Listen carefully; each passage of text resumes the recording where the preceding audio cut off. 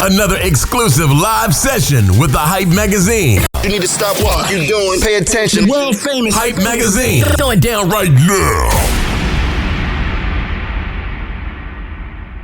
Hey, what's good, everybody? Welcome to another live session with the Hype Magazine. I'm your editor-in-chief, Jerry Doby, and today I've got this young lioness by the name of Jordyn Weekly.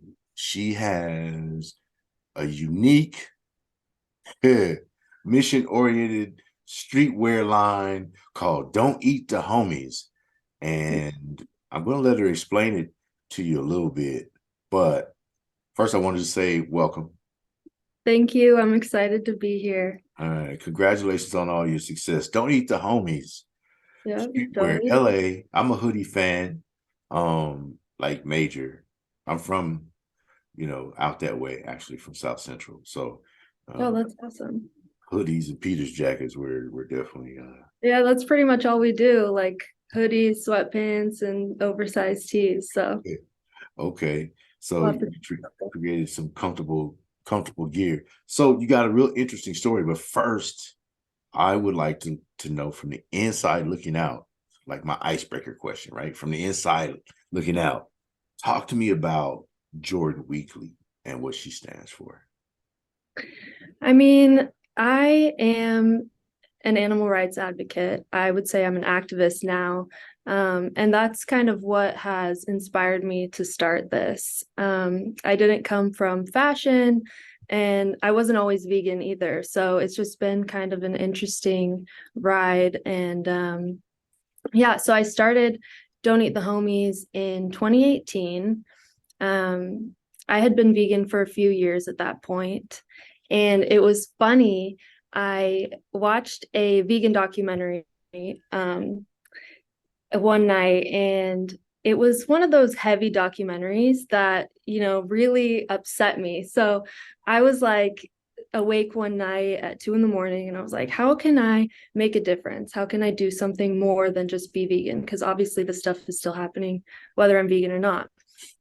So I decided to make a hoodie for myself on one of these random print-on-demand sites. And I was like, okay, I'm going to print Don't Eat the Homies on the back of this hoodie, and I'm going to wear it all over Los Angeles. And whoever reads it, maybe they'll start thinking about, their decision to eat meat. And I won't even have to talk to people because I'm really not like confrontational. I don't like to get into like arguments with people about veganism and stuff. So people started DMing me on Instagram asking me, yo, where did you get that hoodie? I want one.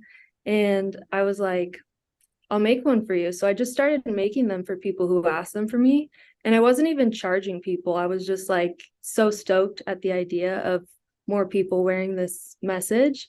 And so that's really how it started. And then just out of necessity, I had to create a Shopify store and obviously charge people because I couldn't keep covering the cost of these hoodies.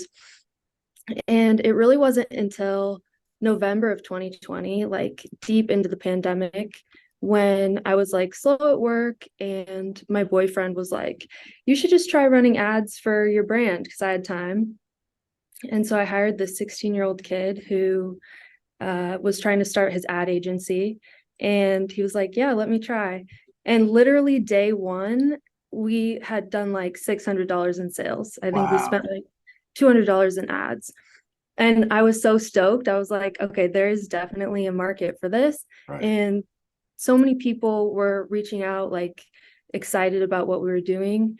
And it was like immediately I was full-time in it. And 3 weeks later, I had my first employee and a warehouse space. So it's been crazy. That is nuts. Like, yeah, it was crazy. This is viral on a different level. I mean, it definitely wasn't viral. easy. It definitely wasn't easy. That's the long story short.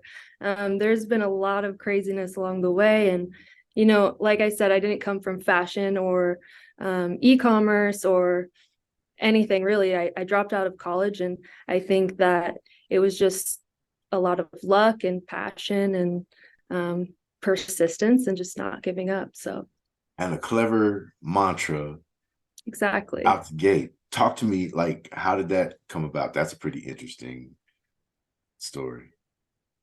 Um, just the phrase "Don't eat the homies." Yeah. I don't even know. Like it's kind of a blur. Like looking back at that night that started this whole company, it just came to me, and I don't know. It's so weird to think that like at 2 a.m. I was like, you know what? I'm just gonna go on a print on demand site. I have no experience in graphic design or anything like that. Like I literally was like pulling clip art of animals and like just made something that I wanted to wear. So it's funny. And the funniest thing about it is that hoodie that I made in 2018 is our best-selling hoodie, and it's our current logo today. So kind of Okay. comes full circle. All right. So that first one would have had like cows and cats, and not cats, but a Yeah, whole bunch of cows and pigs. exactly. Okay, like don't eat the homies. And Don't- you fit right in with the culture because homies is such a LA term. Like Yeah, everybody's homie. You know what I mean? Doesn't matter where you come from. It's just one of exactly. those. So the streetwear, I the don't know. hoodies is a big deal. What's your next best seller? Do you have like just tees and things like that, or are you sticking with the hoodies?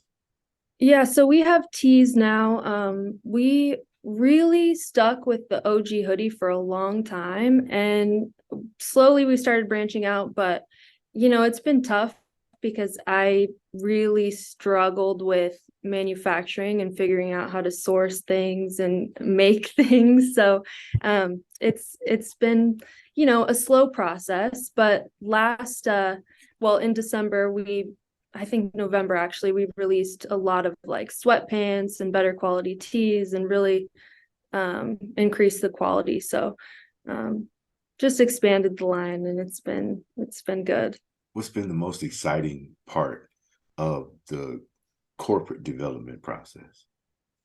Well, we actually just opened our first brick and mortar location yesterday. Congratulations. So that has been really exciting. I never really planned on doing that. I thought that we would be online forever, but this space just kind of fell into our lap. So we've got a big space. It's like 4,000 square feet, and we've combined our production and our office space, and then we have a perfect space for a storefront. So yeah, so that's been really exciting, and we're planning our grand opening party end of March, but Okay. we're officially open as of yesterday. So how did so basically your soft launch go yesterday? Were you surprised by Really the foot good. traffic? Really good. We actually didn't post our address until like 1 p.m. yesterday. uh, So whoever knew and was like DMing us asking for our address, we would let them know. But we really just didn't want to have like an overflow of traffic that we weren't ready for. So it was good. And I think today will be busier in the rest of the week, slowly, slowly. okay. So we don't get overwhelmed. You're taking your time. I ain't mad at you. Exactly. Now, I told Jackie I was going to have some fun with you um, Okay. because I'm not going to tell on anybody, but at least I am a meatitarian. Okay. So I would like to know, what was the defining moment for you that changed your, I mean, I've seen videos, but I'm a combat vet. So Okay. that does, So yeah. I love this question, and I have a great story for it. All right. So I went vegan like 8 years ago, and I was at lunch with my boss, and we were ordering food for the table, and we were just going to share everything. And I suggested that we get this turkey Gouda situation. I think it was like a wrap or something. And he was like, "Oh, you go ahead, but I'm not going to share it with you." And I was like, "Oh, why not?" And he was like, "I don't eat dead animals." And literally that moment, something just switched in my brain because I had been an animal lover my whole life. Like the first job I ever wanted was to be a veterinarian. And when I thought of it in that way, um, it just changed me. And my boss was this very masculine man that he wasn't like the typical hippie granola vegan person that I had imagined. So I started asking him questions, and he was just like, I'm so much healthier being vegan. Why would you contribute to unnecessary cruelty if you can be healthier, and with all the environmental issues? So it really took me, I mean, after that day I didn't eat meat again, but it took me about a month to go full vegan after I had been vegetarian, just because I was so interested in learning about everything that he was talking about. So I started watching all the documentaries, and shortly after that, I was just full on vegan and really passionate about it. So that's how we got here. Okay. So you're feeling better physically and your Totally. health wise, less Totally. colds and stuff like that? Yeah, super healthy. I mean, I don't even remember what it was like physically to eat meat. I feel great. I used to have a little bit of acne, and that went away immediately. So overall, yeah, physically I feel great. I have a lot of energy, and I think the biggest thing is also mental clarity. And I'm also pretty spiritual, so I think that spirituality and veganism go hand in hand. So it's been really good for me. I mean, I really feel like I'm at peace with the way that I live my life, and it's been a really good decision for me. I think it's pretty cool. I had a conversation with a young man named Tabe Atkins. He's like one of the most famous vegans I've ever met. It's like 17 years old, a yoga guy, and all this stuff. And we had a friendly debate about meatitarian versus vegan. And but I'm gonna spare you that because you seem really sensitive, and I don't want to upset you. That's me clowning. That's me clowning. I'm just like just I would like to know. You said mentally you feel a little more clear mentally and able to focus, not as clouded. Do you think, and because you're spiritual as well, do you think that somewhere in there something esoteric was going on by consuming the meat and affecting you personally? Totally. I mean, I think that there's a lot of energetics around consuming meat because there's so much fear and anxiety in the animal agriculture industry. These animals are seeing the other animals be slaughtered before them. So they know what's going on, and they're afraid, and they have all of these hormones and adrenaline going on. And when we consume that, I think that we take on that energy. So I think that that's a big part of it. Okay. What if you catch one by surprise? I mean, obviously that's different, but answer. at the end of the day, there's so many reasons to not contribute to it in general. So, Right. Okay. Yeah. Well, so you dealt with a little guilt as you transitioned. So, and you made your reparations by donating part of the proceeds for the sales of Donate to Homies merch. And Definitely. Yeah. who you're championing? Yeah, so we donate 10% of all of our sales to animal sanctuaries and vegan nonprofits. But yeah, I think supporting the people who are actually taking care of the animals who are rescued is a huge part of it. But ultimately, we're here to raise awareness and help people make the switch and make the connection. But like you said, you're not like a Hare Krishna about it. You're not like in somebody's face.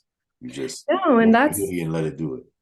totally. I mean, that's why I started this, is because I really am not a debater. I don't like conflict. And I think that if, this message resonates with someone and they feel called to do their own research and start learning about it, then amazing. And also other people who wear Don't Eat the Homies who do feel like having these conversations. I think that it's a super helpful way to start those conversations and, just get people talking about it, because it's so easy to ignore what's going on, because obviously slaughterhouse footage is not televised. And there's all these beautiful images of happy cows and happy pigs and stuff. And, I think it's just important to start thinking about where our food really does come from. So that's what we're all about. I'm cool with that. Thank you. It doesn't matter. You're going to live anyway.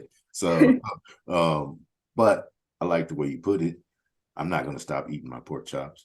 But I respect the fact that you're healthier. And I do feel like difference. I have been on one of them Jello diets for weeks at a time.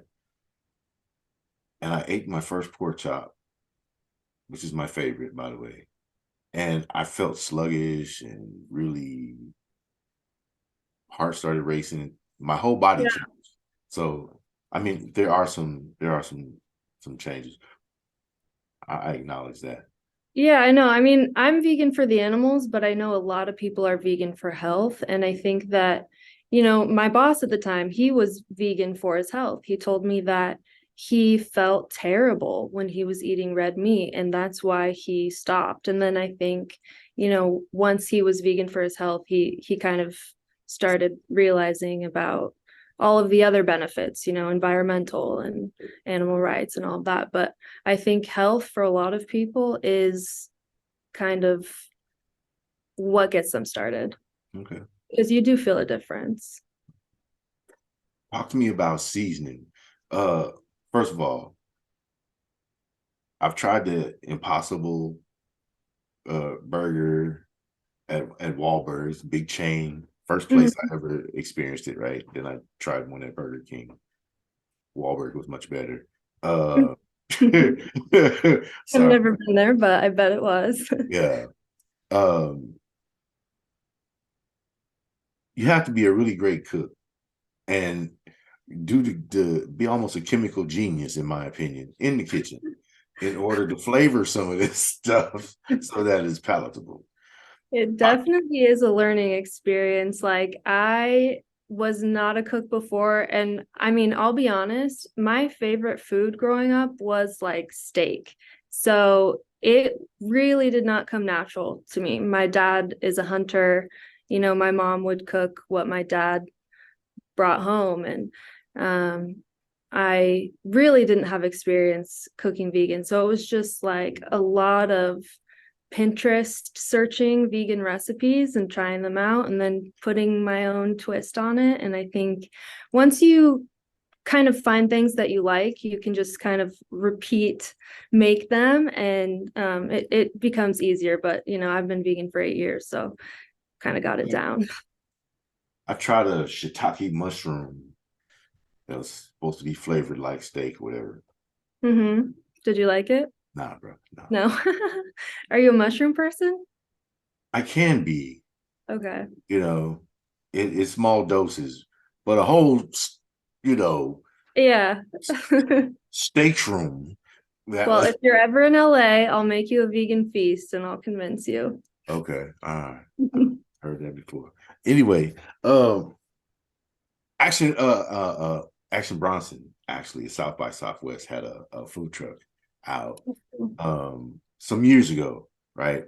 And that was my first vegan meal, was like 2015. And I'm like, where's the meat? Like, wasn't there for me. The textures weren't quite there, but yeah, I had some other dishes that were like, wow, this is amazing. So it's funny though, because that's how I used to feel like when I went to lunch with my boss that one day and he was like, oh, I don't want your turkey Gouda wrap.